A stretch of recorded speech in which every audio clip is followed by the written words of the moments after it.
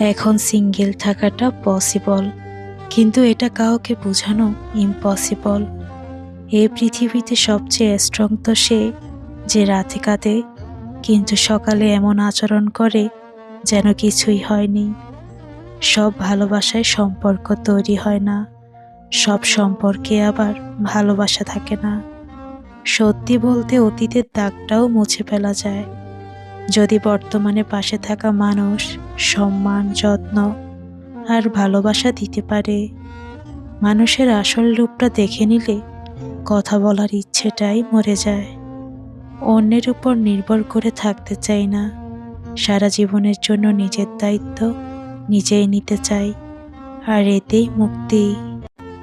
আমাদের জন্মানোর পর মা বাবা তো আমাদের অনাথ আশ্রমে পাঠায় না, তাহলে আমরা কেন তাদেরকে বৃদ্ধাশ্রমে পাঠাই? অন্যদের উপদেশের থেকে নিজের ভুলগুলো থেকে বেশি শেখা হয়। জীবনে এমন কিছু মুহূর্ত আসে, নীরব হয়ে দেখা ছাড়া আর কোনো কিছু করার থাকে না। দুঃসময় যখন আসে, তখন খুব কাছের মানুষও দূর হয়ে যায়।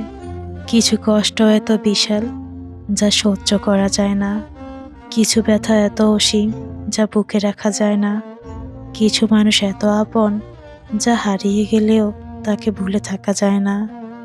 যতই মন প্রাণ দিয়ে ভালোবাসো না কেন, যার ছেড়ে যাওয়ার অভ্যাস সে যাবেই। ফ্যামিলির দিকে তাকিয়ে অনেক সন্তানই আছে নিজের সবটুকু ইচ্ছে আশা উৎসর্গ করে দে।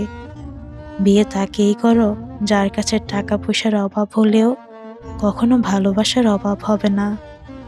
ভালোবেসে না পাওয়ার যন্ত্রণা সাময়িক, তবে ভালো না বেশিও ভালোবাসার অভিনয়ে প্রতারণার শিকার হওয়ার যন্ত্রণা খুবই ভয়াবহ।